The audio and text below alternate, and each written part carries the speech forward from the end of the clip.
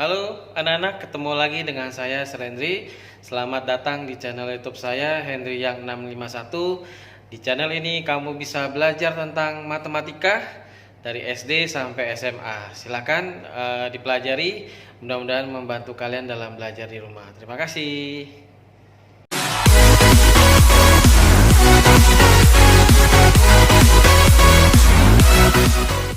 Baik anak-anak, kali ini kita akan membahas materi tentang kesebangunan dan kekongruenan. Ya, di video ini saya hanya akan membahas materi dasarnya dulu ya. Nanti kita akan bahas cara mengerjakan soalnya di video berikutnya. Jadi diperhatikan terus sampai selesai videonya karena kalian harus paham dulu teori dasar dari kesebangunan dan kekongruenan. Jangan di skip-skip ya. Oke, kita mulai. Yang pertama kita akan dulu belajar tentang kesebangunan bangun datar. Apa sih kesebangunan bangun datar? Jadi dua buah bangun datar dikatakan sebangun apabila memenuhi dua syarat atau dua sifat. Yang pertama, pasangan sisi yang bersesuaiannya sebanding atau memiliki perbandingan yang sama. Yang kedua, sudut-sudut yang bersesuaian sama besar. Nah, kita akan lihat ya. Di sini saya punya dua gambar jajar genjang, yaitu jajar genjang ABCD dan jajar genjang EFGH. Yang jajar genjang lebih kecil daripada yang ABCD lebih kecil daripada yang EFGH. Nah, apakah kedua jajar genjang ini sebangun? Kita akan periksa syarat-syaratnya dulu ya. Nah, di sini kita bisa lihat bahwa sudut A memiliki posisi yang sama dengan sudut E. Sudut B memiliki posisi yang sama dengan sudut F. Sudut C memiliki posisi yang sama dengan sudut G. Sudut D memiliki posisi yang sama dengan sudut H. Nah, karena ini posisinya semuanya sama, ya, itu atau disebut juga sudut-sudut yang bersesuaian, maka ini besar sudutnya juga sama ya.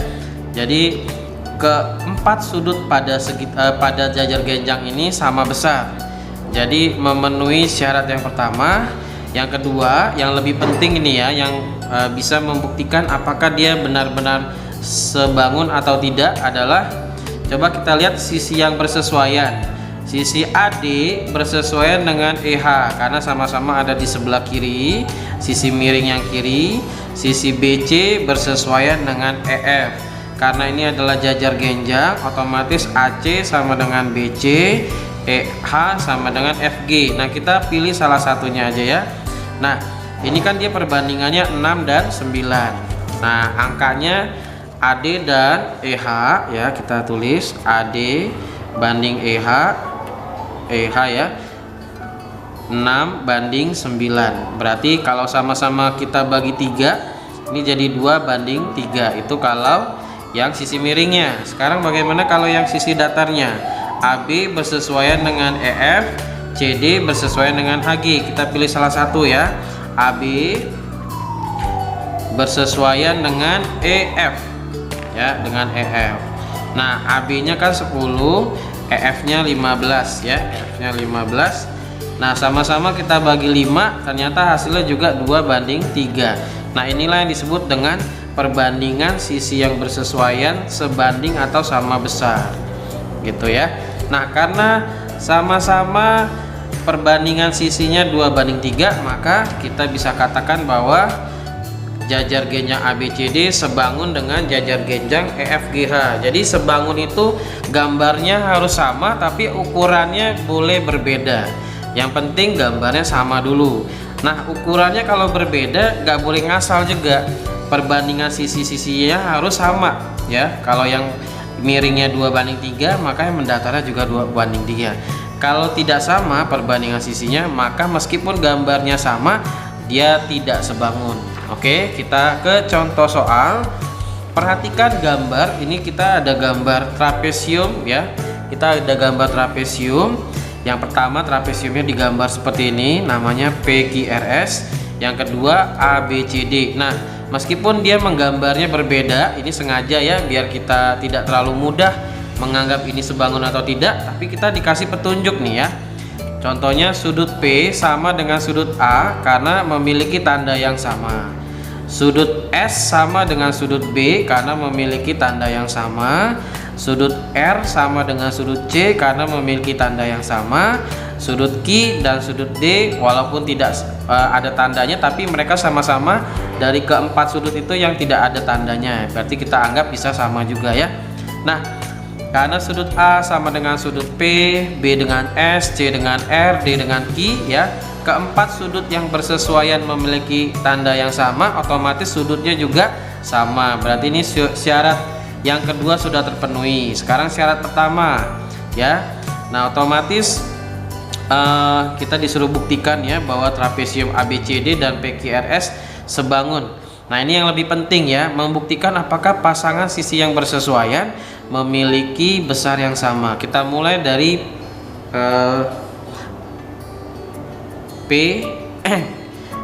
kita mulai dari PS ya, mohon maaf ini salah tulis, harusnya ini PS. Kita mulai dari PS. Nah, PS itu adalah garis yang dibentuk oleh sudut yang bertanda biru dan silang. Nah, kita cari di sini sudut yang dibentuk oleh garis yang dibentuk di antara sudut yang bertanda biru dan silang itu adalah garis AB. Berarti PS itu bersesuaian dengan AB yaitu 14:7. Lalu PQ itu garis yang dibentuk oleh di antara sudut yang bertanda biru dan yang tidak ada garis tandanya. Berarti di sini yang bertanda biru dan tidak ada tandanya adalah garis AD. Berarti PQ itu bersesuaian dengan AD yaitu 10:5. Lalu RS itu garis yang dibentuk di antara sudut X dan 0 ya. Maka di sini garis yang terbentuk di antara sudut yang bertanda X dan 0 itu adalah sudut garis BC. Berarti RS bersesuaian dengan BC. Yang terakhir QR bersesuaian dengan CD. Angkanya 8 dan 4. Nah, ternyata semua angka ini kalau kita sederhanakan menghasilkan jawaban yang sama yaitu 2:1. Ya, 14/7 2, 7/7 1. 10/5 2, 5/5 1. 12/6 2, 6/6 1. 8/4 2, 4/4 1. Jadi semuanya kalau disederhanakan menghasilkan perbandingan yang sama yaitu 2:1 sehingga dia memiliki perbandingan sisi yang sama. Berarti trapesium ini terbukti sebangun karena memiliki sudut yang sama besar dan perbandingan sisi yang bersesuaiannya sama besar. Begitu cara membuktikan apakah dua buah bangun datar itu sebangun atau tidak. Perhatikan sudutnya, dan yang lebih penting lagi perhatikan sisi yang bersesuaian.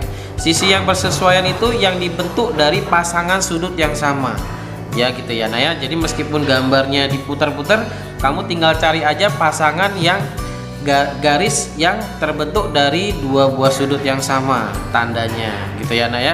Mudah-mudahan mengerti. Kalau tidak mengerti, coba nanti bisa dilihat lagi, ditonton lagi ya.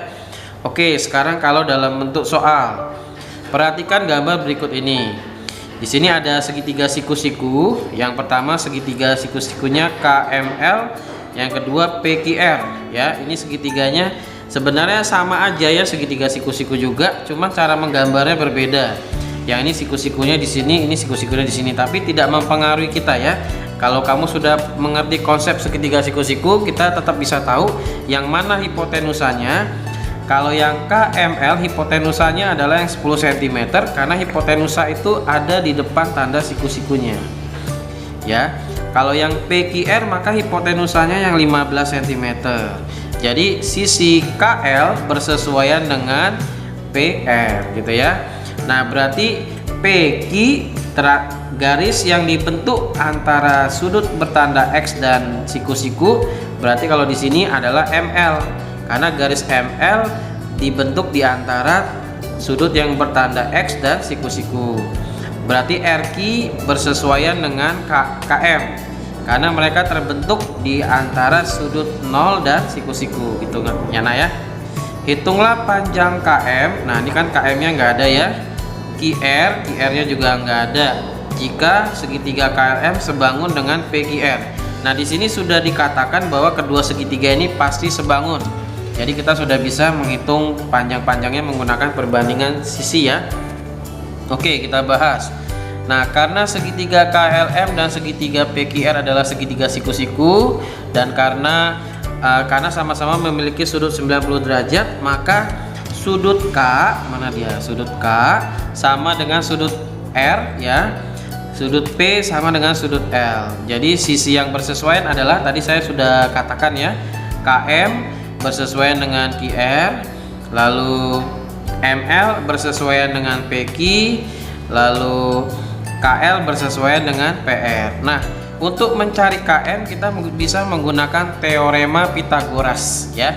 Teorema Pitagoras ini dipelajari di kelas 8. Kebetulan saya baru buat juga videonya, bisa kalian tonton ya di teorema Pitagoras. Karena hipotenusanya sudah ada, maka kalau mau mencari KM caranya dikurang ya. KM dengan MK itu sama ya. Jadi KM atau MK sama dengan akar dari 10 kuadrat dikurang 8 kuadrat. 10 kuadrat itu 10 kali 10 100 dikurang 8 kali 8 64. 100 kurang 64 36. 36 dibagi akar dari 36 itu adalah 6 ya. Maka panjang KM-nya 6 cm. Sudah terjawab ya pertanyaan pertama. Lalu kita akan mencari QR. Kita bisa mencari QR menggunakan Pitagoras juga, tetapi dengan syarat PQ-nya sudah ada. Karena di sini PQ-nya tidak ada, maka kita bisa mencari QR menggunakan konsep kesebangunan. Kita gunakan perbandingan sisi yang sama. Perbandingan sisi yang sama itu adalah KL dengan PR, KM dengan QR. Jadi kita ambil yang itu ya, KM dengan QR ya. Perbandingannya KM dengan QR, KL dengan PR. Nah, mana dia? KL dengan PR. KL dengan PR. Oh iya, benar ya. Nah, KM kan tadi sudah dihitung ya. KM itu tadi sudah dihitung 6 cm per QR ya. KM yang ini, QR yang ini kan ditanya ya, jadi nggak ada. Lalu kita masukkan KL. KL itu kan sebenarnya 10, PR itu sebenarnya 15, sudah disederhanakan di sini ya, jadi 2/3. Atau kamu kalau mau taruh 10 per 15 juga boleh, atau mau disederhanakan jadi 2/3 sama aja. 10 per 15 sama 2 per 3 itu sama aja ya. Lalu kerjainnya dengan cara dikali silang, nggak boleh dikali ke samping tapi dikali silang ya, karena QR yang ditanya. Jadi QR dulu, QR kali 2.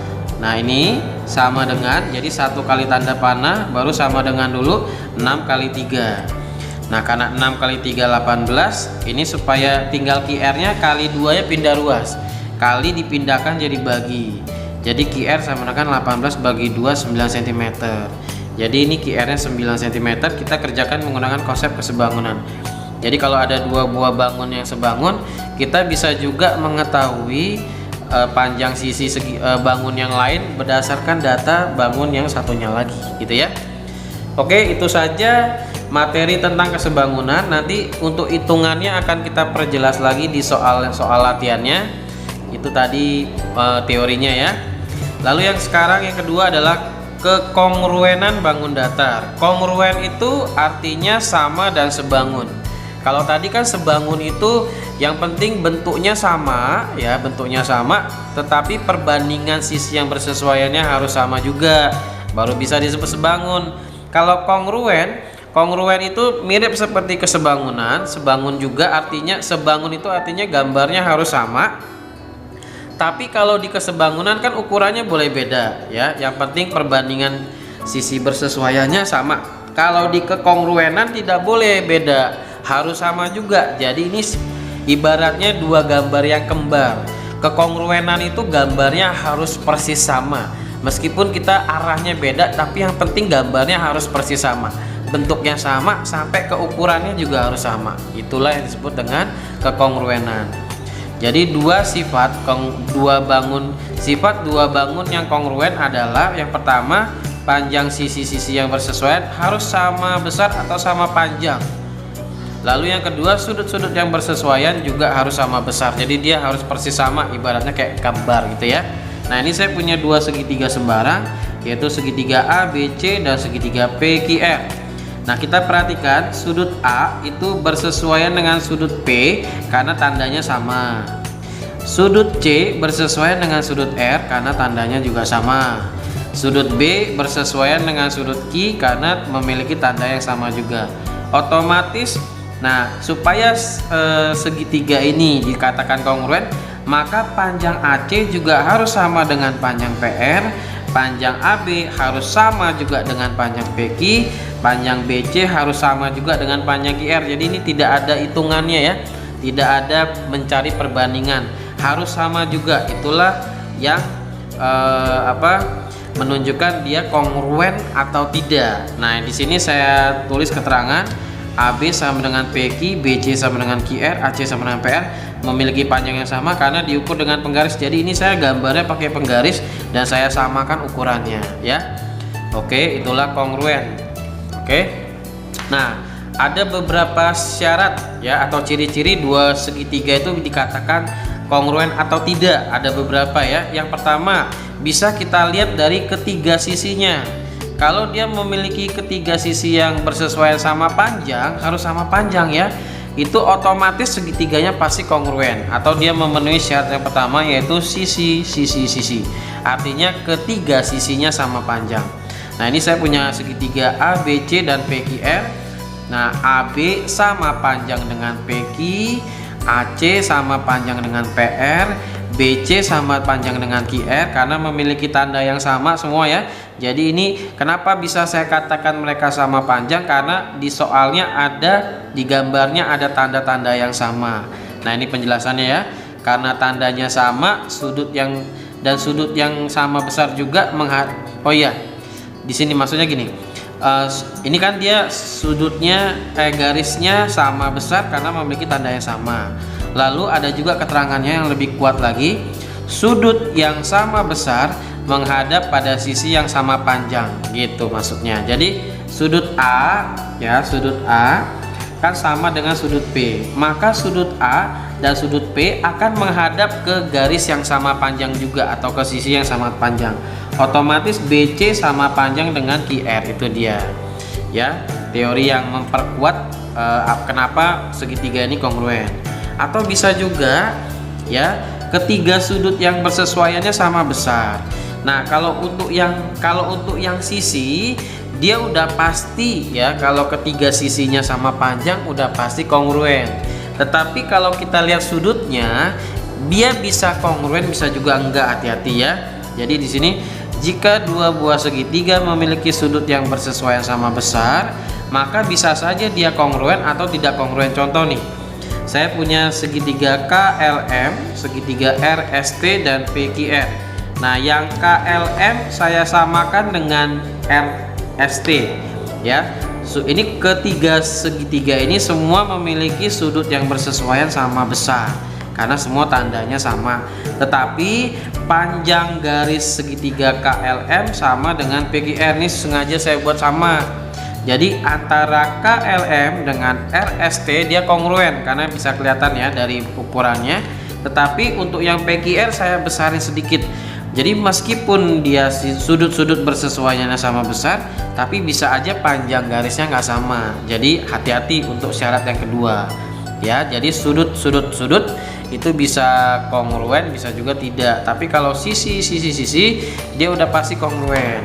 Ada lagi yang ketiga, atau bisa juga dia memiliki dua sisi yang sama panjang dan sudut yang diapitnya sama besar, atau dia memenuhi syarat sisi sudut sisi. Jadi dia harus berurut ya, sisinya sama, lalu sudut di antara sisinya itu sama panjang juga. Nah, misalnya ini ada gambar segitiga ABC sama BEF. Kelihatannya ini gambarnya satu, tapi sebenarnya ada dua buah segitiga ya. Nah, ini kedua buah segitiga ini sudah saya pisahkan menjadi ini ya, sudah saya pisahkan. Jadi ABC nya saya gambar persis sama. Yang BEF nya ini kan dia agak tiduran ya, saya naikkan F nya ke atas. Nah, sekarang F nya kan di atas nih, berarti B nya kalau kita putar ya, F nya ke atas maka B nya pindah ke sini, E nya turun ya kan. Nah, jadinya BEF itu kalau dipisah segitiganya yang ini. Nah, kita akan buktikan ya. pada gambar di atas panjang BC, panjang BC mana dia? Panjang BC sama dengan panjang BF. Itu berarti diketahui ya, diketahui di soalnya walaupun gak ada tandanya. Lalu AB sama dengan EB, kalau ini udah jelas karena sama-sama ada tanda dua garis hijaunya. Disuruh buktikan apakah segitiga ABC dan BF itu kongruen. Nah, kita cek di sini ya. Kita cek di sini. Kita mulai dari garis AB dan EB dulu. AB dengan EB ini sama panjang karena memiliki dua tanda yang sama. Jadi diketahui ya. Lalu setelah garis AB ke BC, tapi di antara garis AB dengan BC ada sudut 90 derajat, yaitu sudut ABC dengan EBF ya. Jadi ini dia sudut ABC sama dengan sudut EBF karena sama-sama 90 derajat siku-siku. Lalu BC sama dengan BF juga sama panjang. Buktinya dari mana? Dari soal. Pada gambar di atas panjang BC sama dengan BF. Jadi diketahui di soal juga panjangnya sama.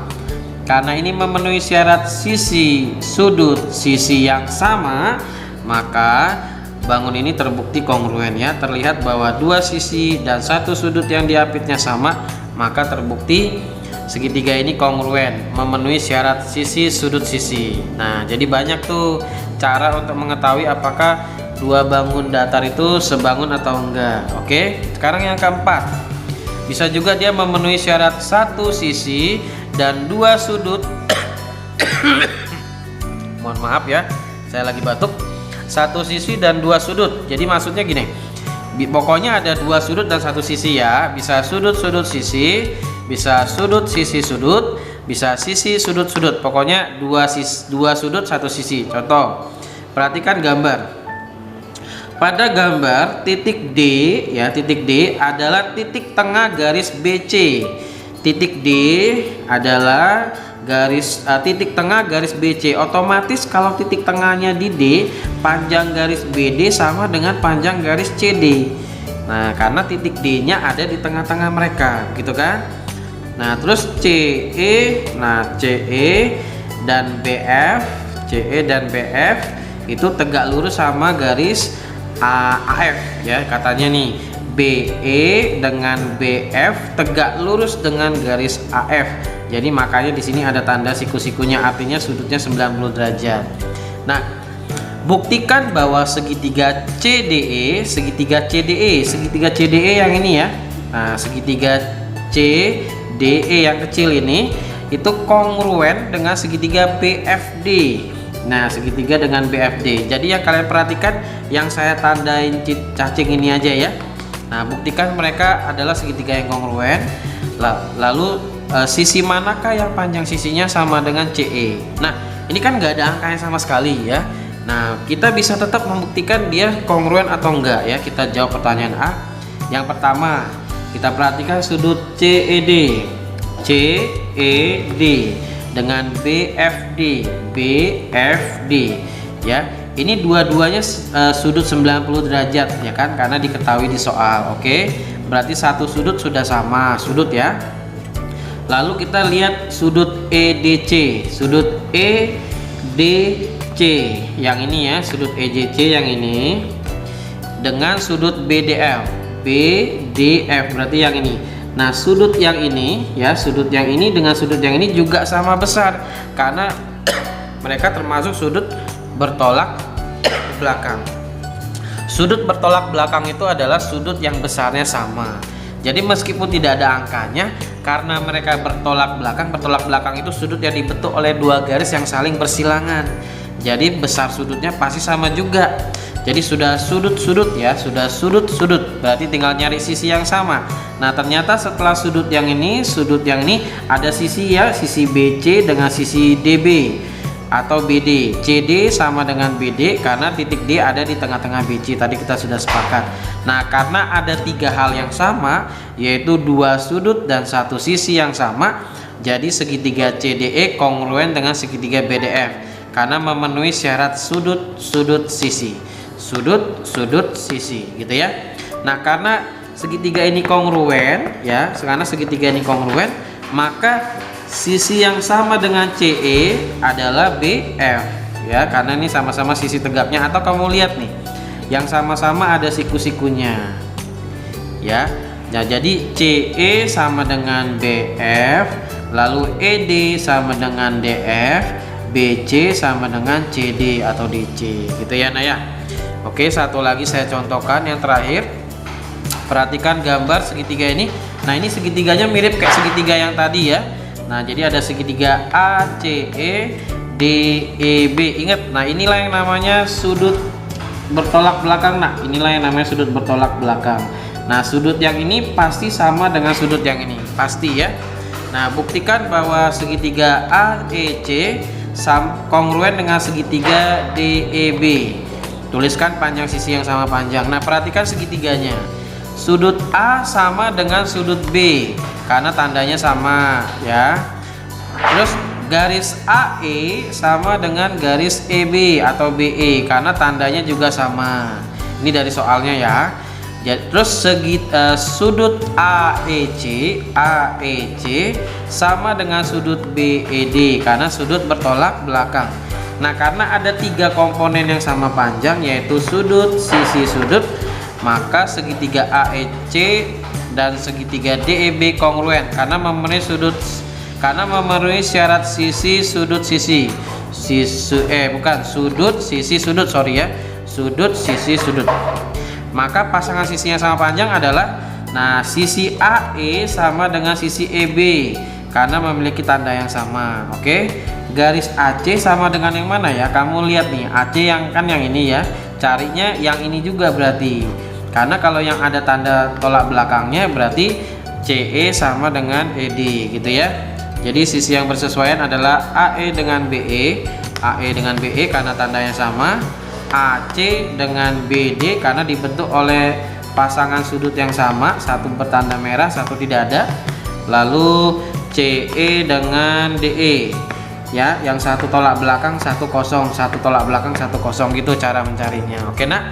Nah, demikianlah pembahasan teori tentang kesebangunan dan kekongruenan ya. Mudah-mudahan kalian mengerti. Terima kasih.